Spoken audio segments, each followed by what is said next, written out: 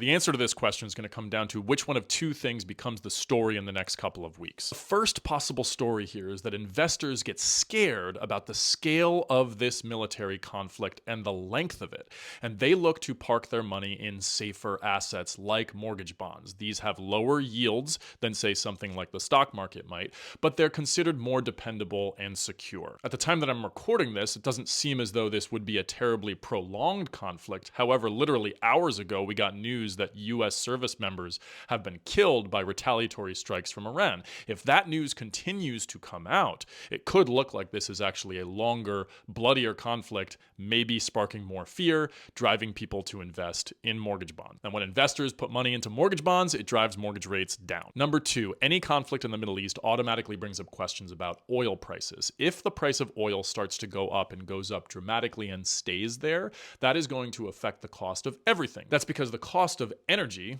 doesn't just affect the cost of purchasing that piece of energy itself, it affects everything that purchases that energy. If it suddenly costs more money to ship pineapples to the United States, well, the cost of pineapples is going to go up here. Inflation is the enemy of mortgage rates for the same exact reason that investors consider them to be a safer investment. If you lock into a standard return for 30 years and over that 30 years inflation keeps going up and up and up and up and it outpaces your return, well, you've just made a pretty bad investment. So if we have inflation fears rising, investors are going to demand higher interest rates to offset the expected losses they're going to have because the cost of things starts to go up. At this point, it's anybody's guess as to which way we're going to go, but what do you think? Do you think we're going to see oil prices spike through the roof and mortgage rates follow as a result?